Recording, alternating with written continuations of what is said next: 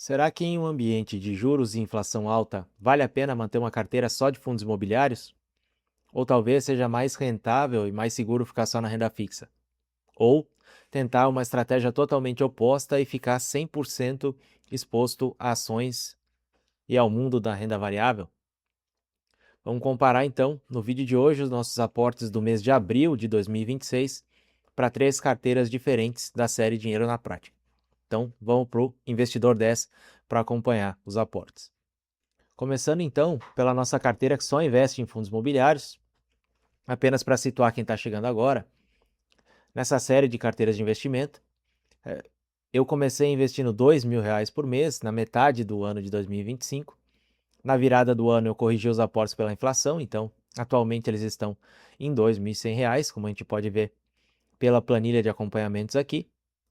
E até o momento eu investi R$ 22.400 em todas as carteiras e uma dessas carteiras ela investe 100% em CDI. Então o objetivo é, com 7 estratégias diferentes, bater o CDI a médio e longo prazo.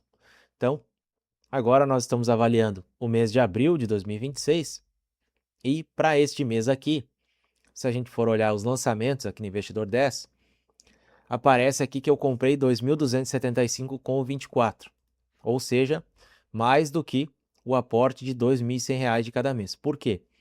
Porque todos os proventos são reinvestidos. E nessa carteira de fundos imobiliários aqui, na aba Proventos, você consegue ver que ao longo do tempo a gente está em praticamente uma escadinha, né? Se eu for filtrar até abril, que é o que a gente está avaliando hoje, a gente começou com R$ 6 no primeiro mês e chegou em 213,65. Então, atualmente, os nossos dividendos mensais já chegam a praticamente 10% do nosso aporte, isso em um período de um ano investindo. Só que, para essa carteira aqui, e para todas as outras carteiras também, não basta só a gente olhar para o nosso retorno com proventos apenas, a gente tem que olhar para o retorno total. Quando a gente olha para a parte de valorização, podem ver que a maioria dos ativos aqui dessa carteira ou ficou de lado ou andou um pouquinho para trás. Então, a maior valorização até agora foi uma valorização de 3,64% e o fundo que mais desvalorizou, o XPLG, desvalorizou 8,56% em relação ao preço médio. Olhando aqui em rentabilidade no período de um ano, o site está mostrando 8,69%, tá? Depois, no vídeo seguinte, o que eu vou fazer? Eu vou comparar o resultado das 7 carteiras com o CDI para a gente ver o desempenho agregado até o mês de abril de 2026. Lembrando também, esse valor investido aqui, ele aparece 23.356, porém, o dinheiro que saiu de aportes foi praticamente R$ 1.000 a menos aqui, 22.400. Então, a situação aqui em questão de valores de ganho de capital, ela é melhor do que está aparecendo aqui no Investidor 10. E a segunda carteira que a gente vai olhar hoje é uma carteira que investe 100% em ações e o foco dela não é tanto essa parte de geração de renda, mas a parte de valorização. E ela se expõe a empresas em setores de commodities. Então aqui eu espero que a oscilação dos preços seja bastante alta, né? Já que a gente está lidando com empresas cíclicas e que com isso, já que o risco é maior, eu consiga capturar um prêmio aí no meio do caminho em questão de rentabilidade. Olhando aqui para a nossa planilha, que é o que manda nos aportes, com o aporte desse mês aqui, eu tive que fazer essas compras aqui para manter os percentuais enquadrados nos percentuais que eu defini aqui. Lembrando, no mês passado, após o pedido de recuperação extrajudicial de Raizen, o percentual definido para ela foi a zero, até que essa situação se resolva. Eu não vendi as ações que a gente havia comprado. Estou com 3.603 ações em Raizen e o restante, o aporte desse mês, eu distribuí entre as outras empresas, fazendo o que para ajustar isso? Nessa parte aqui de percentuais, eu simplesmente zerei o percentual de Raizen e para as outras empresas, elas têm que dividir os 100% do aporte em 9 empresas. Então, 11% aqui vocês estão vendo em todos os percentuais ideais do restante. Os números que eu coloco aqui do lado são os números em relação ao teórico, qual adaptações eu tive que fazer para respeitar o orçamento do mês, né?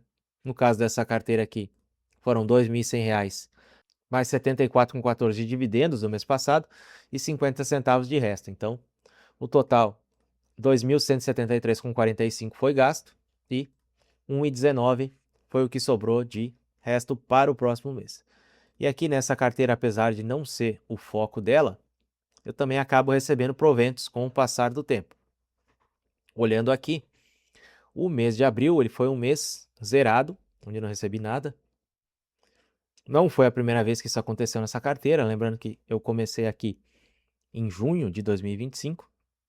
Então, julho não recebi nada, outubro não recebi nada e agora abril também não recebi nada. E na questão do desempenho das empresas, aqui, muito diferente da carteira de FIIs, a variação nas rentabilidades ela é bem alta, o que já era esperado para essa carteira de commodities, né?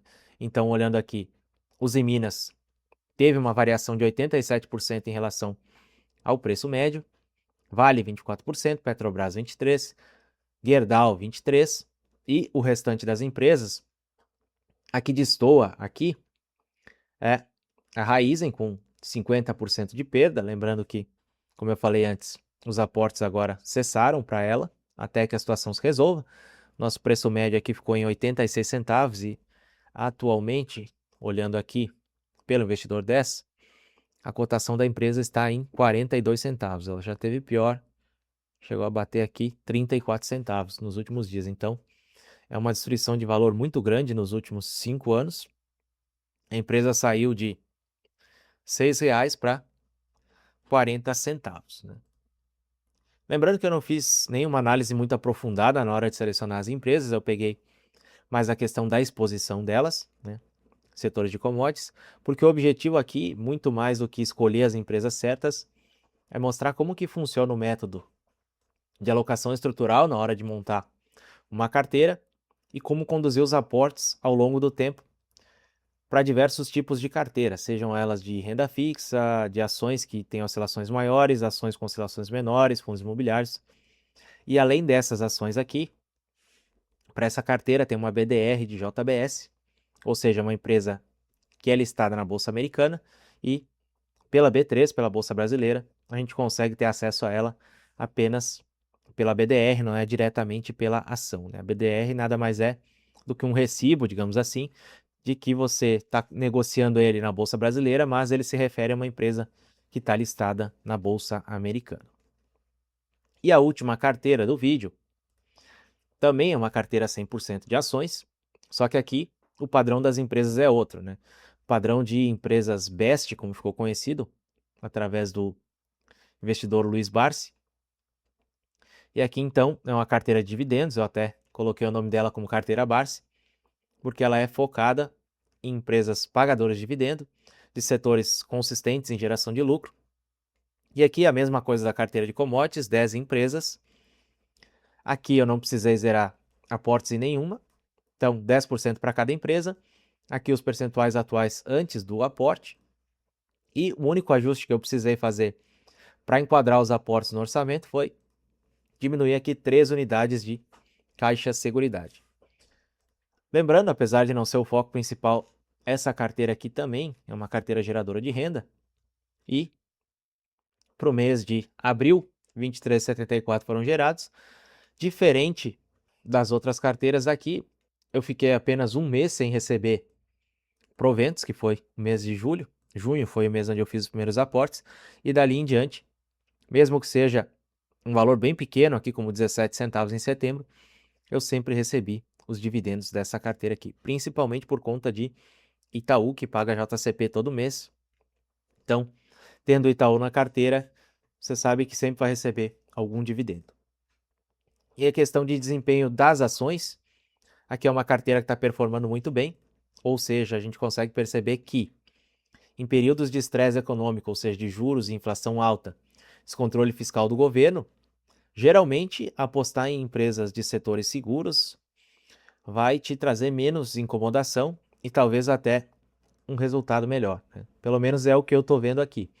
E aí, olhando para as empresas aqui, a gente tem Caixa Seguridade com 20%, Ambev com 20% de valorização.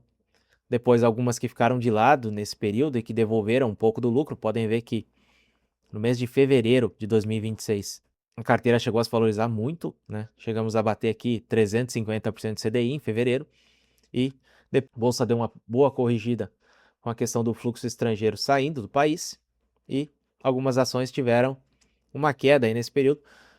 Vivo, por exemplo, era uma ação que tinha se valorizado muito lá no início, e se a gente for ver nos últimos 6 meses o desempenho de Vivo, podem ver que desse ponto aqui, onde a gente já vinha comprando até o pico dela aqui, mais ou menos, ela chegou a valorizar 30% e agora deu aquela corrigida, voltou a um patamar de preços que a gente tinha visto só em dezembro de 2025.